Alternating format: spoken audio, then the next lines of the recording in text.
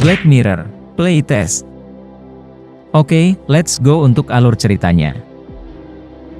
Film dimulai dengan seorang pria bernama Cooper, yang lagi siap-siap untuk jalan-jalan ke beberapa negara.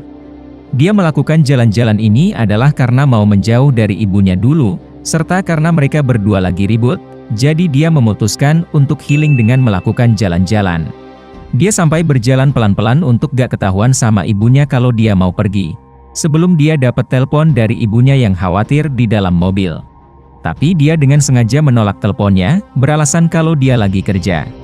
Cooper orangnya geli sama laba-laba, jadi ketika dia melihat sebuah film laba-laba raksasa, dia cuma ketawain aja, dan lanjut bermain game di HP-nya. Dia lalu melihat seorang anak kecil yang ketakutan kalau pesawat mengalami goncangan terus-menerus, oleh karena itu dia menyuruh si adik untuk mengusir ketakutannya, dengan mengangkat tangan layaknya seperti di roller coaster. Akhirnya Cooper pun bisa bersenang-senang di berbagai negara yang dia kunjungi, dari Australia, India, Thailand, Uni Emirat Arab, Perancis, dan diakhiri di Inggris. Sayang, dia gak ke Bali. Di samping jalan-jalannya, terungkap kalau ternyata Cooper masih jomblo, yang membuat dia menjadi iri ketika melihat sepasang kekasih yang lagi tukeran gong. Jadi dia pun membuka aplikasi kencannya, untuk mencari cewek yang cocok baginya, dan terpilihlah Sonya sebagai pasangan kencannya. Mulailah Cooper PDKT sama dia di sebuah bar, di mana Sonya udah menduga kalau alasan jalan-jalannya adalah untuk menemukan siapa dia sesungguhnya. Tapi Cooper mengkoreksinya, dengan memberitahu kalau sebenarnya dia mau menjauh dari rumahnya dulu, dan akan pulang minggu depannya. Namun Sonya tampaknya mau melakukan hal yang menyenangkan bersama Cooper di sisa-sisa waktunya, yang membuatnya meminta saran apa hal-hal keren yang bisa dilakukan. Dan jawaban Sonya adalah, bermain-main ke rumahnya. Dia kemudian melihat bekas luka yang didapat Cooper di bahunya, dan bertanya bagaimana bisa dapat luka itu. Cooper menjawab kalau itu luka dari tukang bulinya waktu SMA, yang memukulnya dengan batang logam. Ketika mau sarapan, Cooper melihat kalau Sonya ternyata adalah seorang gamer, yang mengkoleksi banyak game-game mantap. Gak lama setelah itu, pembicaraan mereka terganggu dengan ibunya Cooper yang mau menelponnya lagi, yang disarankan Sonya untuk mengangkat teleponnya. Tapi Cooper masih belum mau mengangkatnya, beralasan kalau ini hal ribet yang belum mau dia hadapi sekarang. Namun Sonya kembali menyarankan untuk mengabari ibunya, karena dia pasti khawatir belum dapat kabar apa-apa dari anaknya. Mendengar ini, Cooper pun mulai sharing masalah kehidupannya, tentang dia yang pernah merawat ayahnya yang sakit. Tapi dia sekarang udah meninggal tahun lalu, karena mengalami serangan Alzheimer dini, dan dia menganggap ayahnya adalah sahabatnya.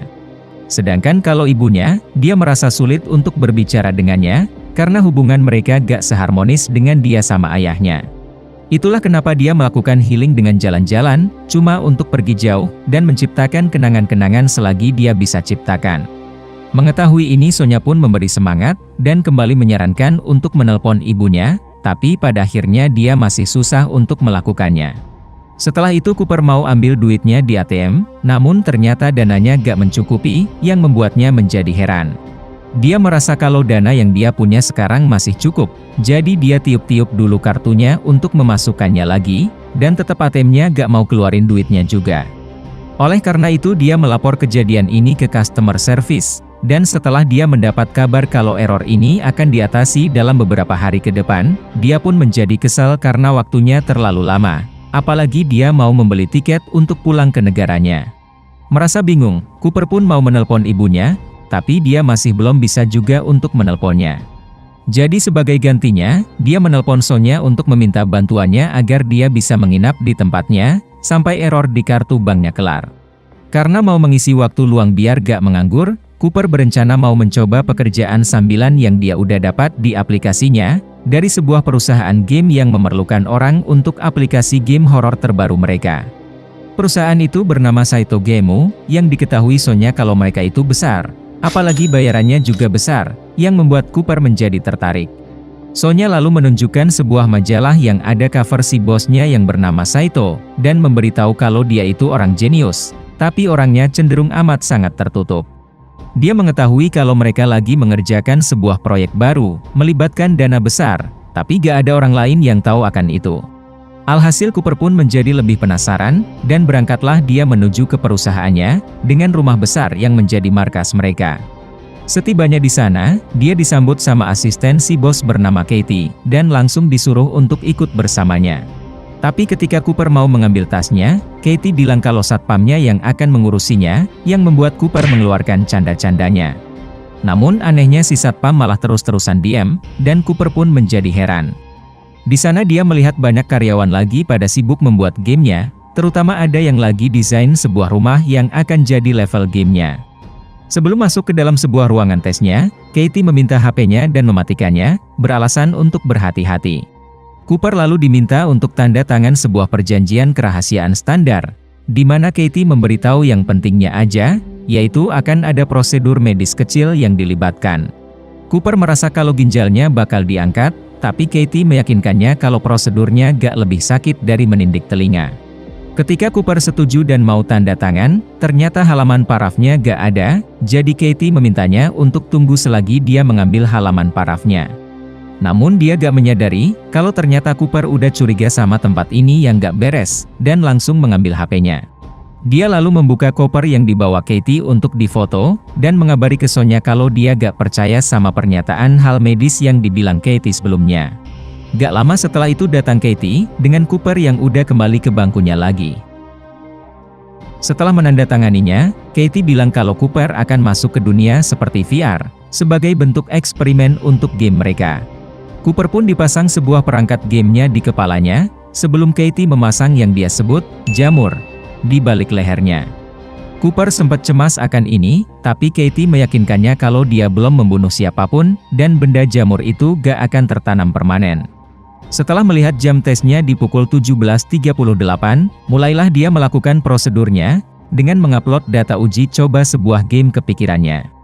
Namun tiba-tiba HP Cooper berbunyi, dengan ibunya yang mau menelponnya. Ini membuat Katie menjadi heran kalau dia yakin udah mematikannya, tapi dia gak terlalu memikirkannya, dan proses uploadnya pun akhirnya selesai.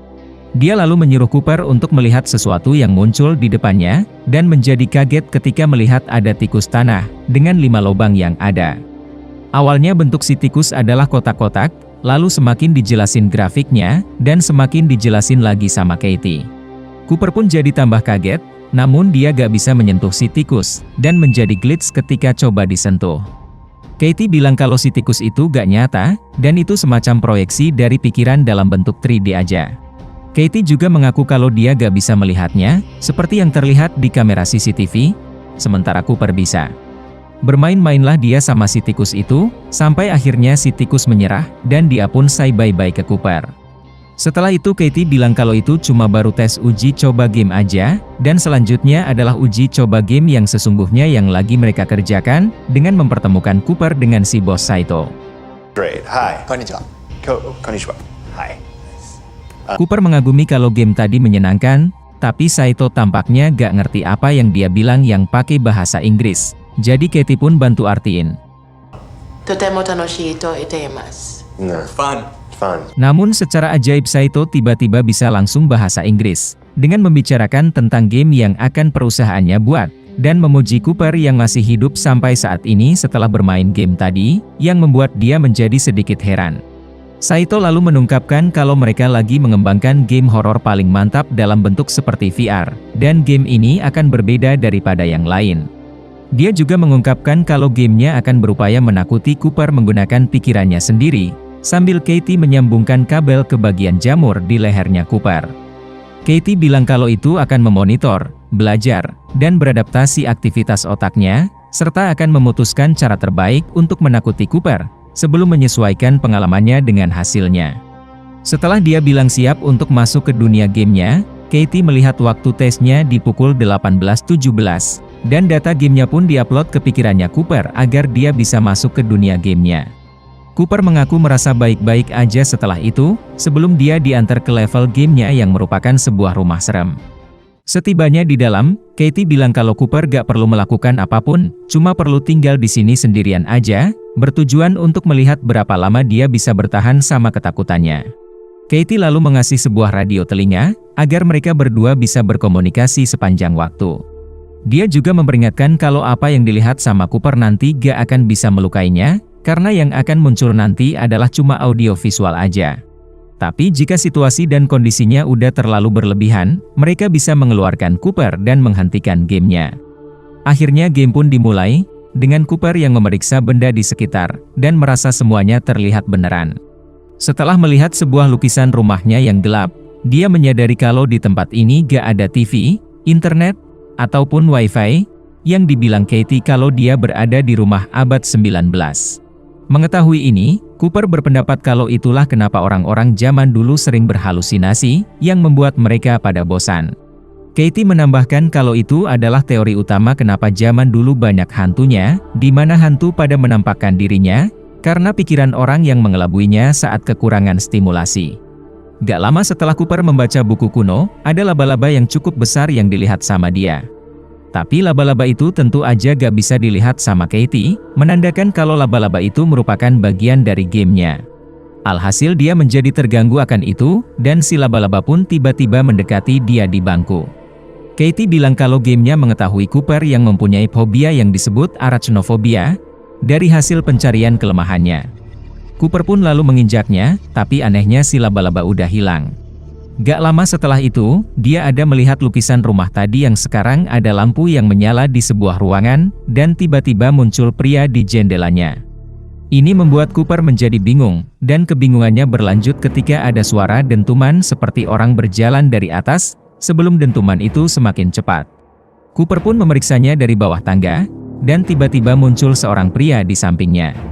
Cooper mengaku kalau ini udah membuatnya ketakutan, tapi seperti tikus tanah sebelumnya, pria itu cuma proyeksi dari pikirannya dalam bentuk 3D aja. Cooper lalu mengingat wajah si pria, yang ternyata adalah si tukang bulinya dari SMA. Katie bilang kalau sistemnya bisa jadi menggali memori pribadi milik Cooper untuk mencari bentuk, dan bertanya apakah si tukang bully itu merupakan seseorang yang dia takuti. Cooper mengaku gak takut dengan nada kurang yakin, dan dia mau banget membalaskan dendamnya dengan menghajarnya. Setelah merasa tenang dari kejadian tadi, Cooper pergi ke dapur lagi untuk menambahkan minumannya. Tapi dari sini Katie menyadari, kalau sebenarnya Cooper gak tenang dan malah banyak omong, berceloteh ketika merasa takut. Ini mirip dengan seseorang yang menyalakan TV di larut malam, supaya suara-suaranya membuat orang itu merasa gak terlalu kesepian, meskipun orang itu memang sendirian. Namun Cooper langsung mengalihkan pembicaraannya, ke pertanyaan di mana dia bisa menemukan cemilan. Dan setelah dia menemukannya, dia menebak kalau tukang bulinya pasti udah berada di balik pintunya untuk memberikan jump scare, seperti di film-film horor. Tebakannya benar dengan tukang bulinya yang melihat ke dia, dan tiba-tiba muncul laba-laba raksasa, dengan tukang bulinya yang menjadi wajahnya. Cooper mulai bertanya apakah ini benar-benar dari pikirannya sendiri, dan ketika Katie menjawab benar, dia pun menjadi gak percaya. Gak lama setelah itu komunikasi dia sama Katie menjadi terputus, sebelum dia ada mendengar suara-suara dentuman itu lagi, yang akhirnya membuat dia menjadi ketakutan. Ketika lagi ketakutan, tiba-tiba datang Sonya yang bilang kalau Cooper lagi dalam bahaya, yang ditanggapi dia kalau Sonya terlihat begitu amat nyata.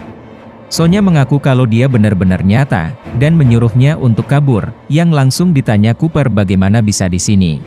Sonya menjawab berkat foto yang dia pernah kirim, dan dari foto itu dia mencari alamat perusahaannya. Dia lalu memberitahu kalau tahun lalu Saito menarik paten untuk mesin penghubung komputer ke otak, karena diketahui kalau sebenarnya itu berbahaya. Namun Cooper masih gak percaya, dengan menduga kalau mereka ada membawa Sonya ke tempat ini, berusaha untuk mengacaukan pikirannya.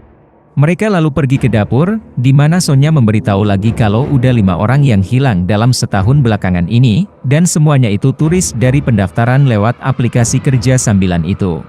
Masih belum percaya, Cooper bertanya dari mana Sonya tahu kalau dia berada di rumah ini. Sonya menjawab kalau dia melacaknya, lewat GPS di HP-nya dengan memakai aplikasi bernama Temukan Temanku. Jawabannya membuat Cooper makin curiga, karena sebenarnya pihak gamenya udah menyita HP-nya, dan itu berada di sebuah gedung 1,5 km jauhnya. Alhasil Sonya pun menunjukkan tujuan aslinya, dengan mengambil sebuah pisau, dan memberitahu tentang kenapa kartu ATM-nya gak bisa digunakan. Itu karena dia sebenarnya mengkopi kartunya ketika Cooper tertidur, dan mengungkapkan kalau dialah yang mengarahkan Cooper ke pekerjaan ini, serta menyalahkannya untuk seharusnya menelpon ibunya. Terancam akan dibunuh, Cooper pun mau kabur dari tempat ini, dan tiba-tiba si laba-laba itu muncul lagi di depannya, serta punggung Cooper pun ditusuk sama Sonya sampai tembus. Terjadilah keributan di antara mereka, sampai kulit muka Sonya menjadi glitch ketika ditarik, dan kulitnya pun akhirnya robek sepenuhnya. Ini menandakan kalau Sonya sebenarnya adalah proyeksi dari pikiran Cooper juga, dan setelah mengalami kesusahan untuk menyingkirkannya, Sonya pun habis dengan ditusuk kepalanya dengan pisau yang muncul di bahu Cooper.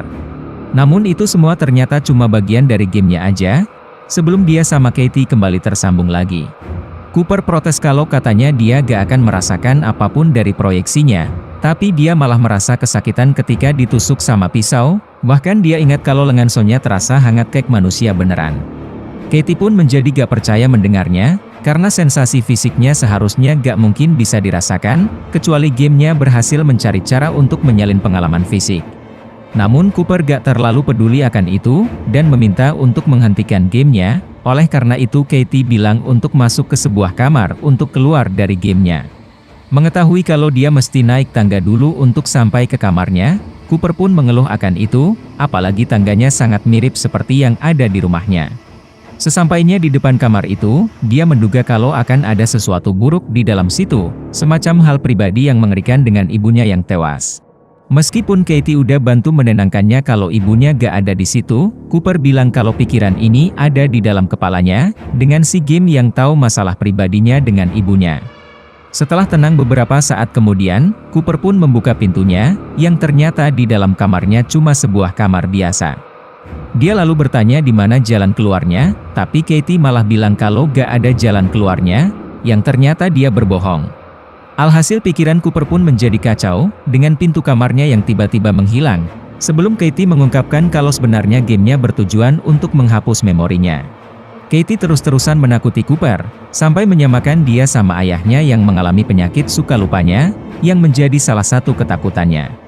Katie bahkan menyalahkan dia yang gak mau menelpon ibunya, dan malah menelantarkannya, yang akan membuat dia gak akan pernah melihat ibunya lagi. Setelah beberapa saat mengalami kepanikan, datang para stafnya Katie yang membantu menghentikan gamenya. Dia bilang kalau gamenya udah menggali lebih dalam dari seharusnya, dan mengambil alih seluruh otaknya, jadi naasnya gak bisa dia hentikan. Mengetahui kalau memori Cooper udah pada kehapus, Saito pun menyuruh stafnya untuk satukan dia sama yang lain.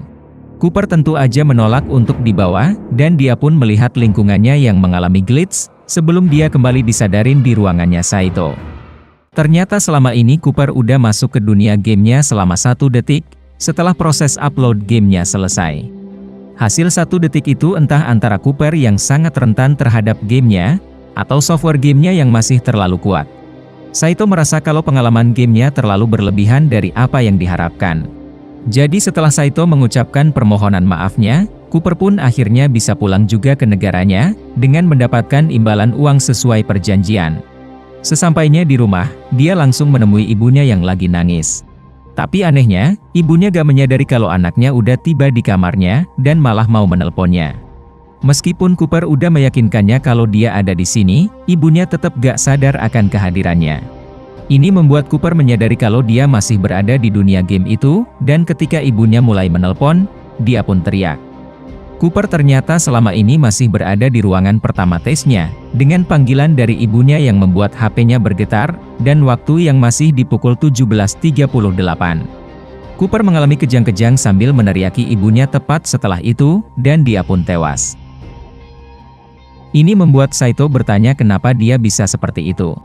Katie menjawab kalau kejadian ini gara-gara teleponnya yang berdering dengan sinyalnya yang mengganggu, membuat proses upload gamenya menjadi terganggu. Dia merasa yakin kalau dia udah matiin HP-nya sebelumnya, tapi dia gak tahu kalau HP-nya ternyata dihidupin sama Cooper. Film diakhiri dengan Katie yang merasa bersalah, sebelum dia mencatat laporan kejadian ini, dengan tes durasi gamenya yang ternyata baru terjadi 0,04 detik, dan Cooper yang memanggil ibunya sebagai pengamatannya. Ini menandakan kalau semua yang terjadi cuma imajinasi dari Cooper aja, dari dia mulai mengalami kejang-kejang, sampai akhirnya tewas, dan tesnya baru berjalan 0,04 detik.